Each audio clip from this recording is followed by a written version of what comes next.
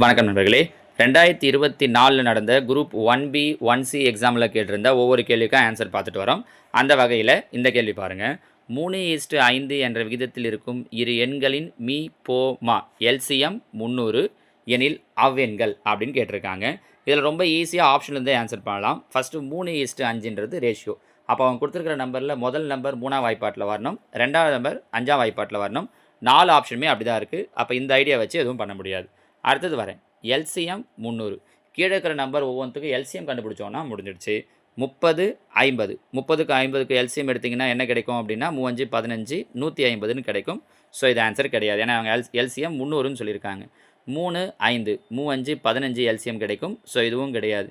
15 25 இது ரெண்டுத்துக்கு எல்சிஎம் எடுத்தாலும் உங்களுக்கு என்ன வந்துடும் அப்படின்னா 150 வந்துடும். எல்சிஎம் எடுக்கிறதுல நம்ம ஏற்கனவே வழி சொல்லியிருக்கோம் இல்லையா? 15 25 5ஆம் வாய்ப்பாடு 3 5 5 5 25 பார்த்தீங்கன்னா 5 25 25 × 3 75. ஆக்சுவலாக 150 கூட கிடையாது. 15க்கும் 25க்கும் எல்சிஎம் என்ன கிடச்சிதுன்னா 75 கிடச்சிருது. அப்போ இதுவும் ஆன்சர் இல்லை. கண்டிப்பாக இதுதான் ஆன்சராக இருக்கும் அப்படின்னா 60, 100. 60க்கும் 100க்கும் எல்சிஎம் எடுக்கிறீங்க அப்படின்னா பாருங்கள் 10ஆம் வாய்ப்பாட்டில் போடலாம். 6 10 மறுபடியும் என்ன பண்ணலாம்? 2ஆம் வாய்ப்பாடு 3 2 6 I 2 10 அப்படின்னா 3 5 5 2 30 300 எல்சிஎம் 300 வருது பாருங்கள். ஸோ ஆன்சர் 60, 100 இந்த ஐடியாவுக்கு வரலாம். இது கீழே இருக்கிற ஆப்ஷனுக்கு டைரெக்டாக எல்சிஎம் எடுத்து நம்ம ஆன்சர் சொல்கிறது. ஒருவேளை இப்படி இல்லாமல் மெத்தடாக சொல்லணும் அப்படின்னு நினச்சோன்னா இங்கே பாருங்கள், எல்சிஎம் எவ்வளோ கொடுத்துருக்காங்கன்னா 300.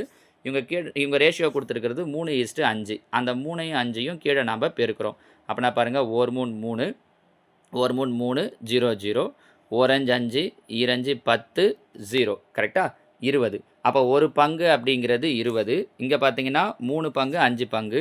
அப்போ 3 2 6 60 5 பங்கு 2 10 100. அப்போ அந்த ரெண்டு எண்கள் என்ன அப்படின்னா 60, 100. சரிங்களா? நான் கீழே ஆப்ஷன்லேருந்து எப்படி போகிறதுன்ற ஐடியாவையும் சொல்லிட்டேன்.